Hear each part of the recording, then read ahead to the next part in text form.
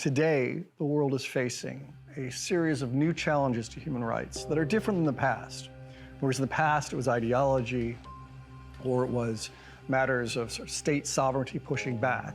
Today, we're seeing threats from a number of different levels.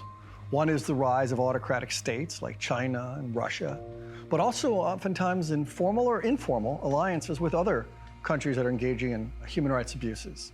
Hungary, Poland, Venezuela, Nicaragua, Philippines under Duterte. And they formed a common cause. That in itself has formed a challenge, the ability of international institutions to defend human rights. There's also the rise of populism, including in the developed world, which were in many cases were the architects of the international human rights order.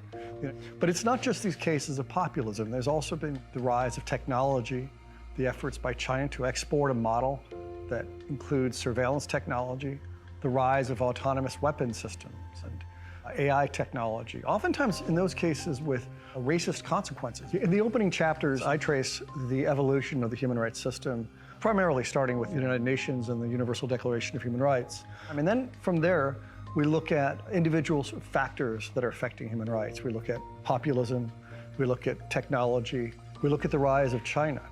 We look at the efforts by China and Russia to recreate multilateral systems. And then we talk about the rise of evangelicals and how that has led to rolling back of what we consider many of the progressive rights of today, rights of women, rights of LGBT communities. And then in the later chapters, we conduct case studies on regional human rights systems, the Inter-American System of Human Rights, the European human rights system, the African human rights system. And last, we look at the Middle East, which does not have a human rights system per se, but it too is sort of caught and squeezed in this battle of rise of populism, the declining support for human rights in the developed world. The impact I would like this book to have is somewhat immodest, I'll admit, is I'd like to see it start to reset the discussion on human rights and also call for an understanding of why, in fact, our human rights system has become weakened, whether it's lack of attention on economic and social rights, whether it's a lack of inclusion of representatives from the global south and human rights bodies.